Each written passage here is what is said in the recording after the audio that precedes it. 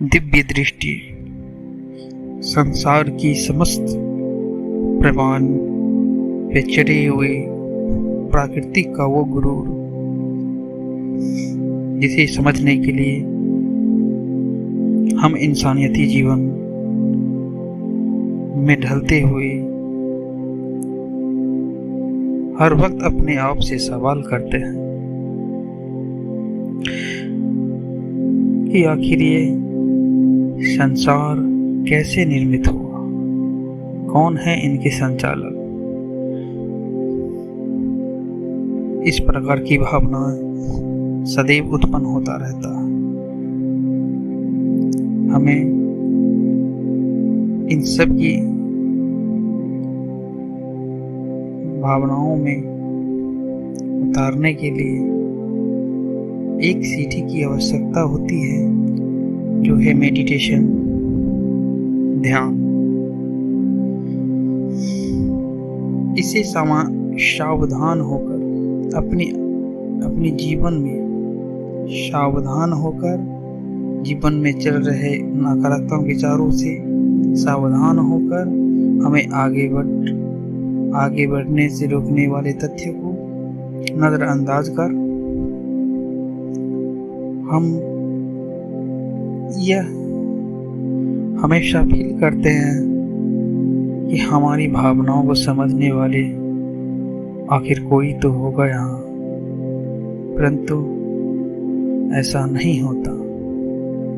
आपकी भावनाओं को कदर करने वाले स्वयं आप हैं। आपसे जुड़ी हुई ये तार संसार के हर कोने कोने में बिछेगी, उसके लिए भी उत्तरदायी तो आप हैं। अगर हम यही उलझन जान पाए तो हमें अपनी सफलता में बन रहे कांटों को अलग कर आगे बढ़ने से कोई नहीं रोक सकता। उसके लिए ध्यान के सतत अभ्यास की लत पर चलना होगा, लत को अपनाना होगा, अपने आप में लागू करना होगा। शरीर, मन, बुद्धि, चित्त हमें यह भूल सुधारनी होगी, फिर परिणाम निश्चित और अस्थायी होंगे। और वह सब आपके कार्य से किए हुए कार्य पर निर्भर करती है कि आप किस प्रकार अपने आप को एकाग्रता कर अपने जीवन के लक्ष्य के प्रति अग्रसर है। संसार के भौतिक विलास में डूबे हुए हजारों प्राणी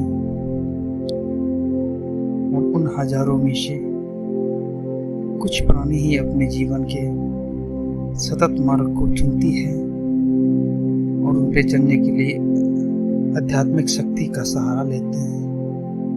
और वह आध्यात्मिक शक्ति अपने आप में जागृत करने के लिए बस एक मार्ग जो है ध्यान, उसे अनुसरण कर प्रतिदिन अभ्यास कर अपने मन को विचलित एवं नकारात्मक विचारों से दूर कर इन दिव्य दृष्टि को, इन दिव्य शक्ति को, इन प्रकृति को, समस्त प्राणियों को समझने में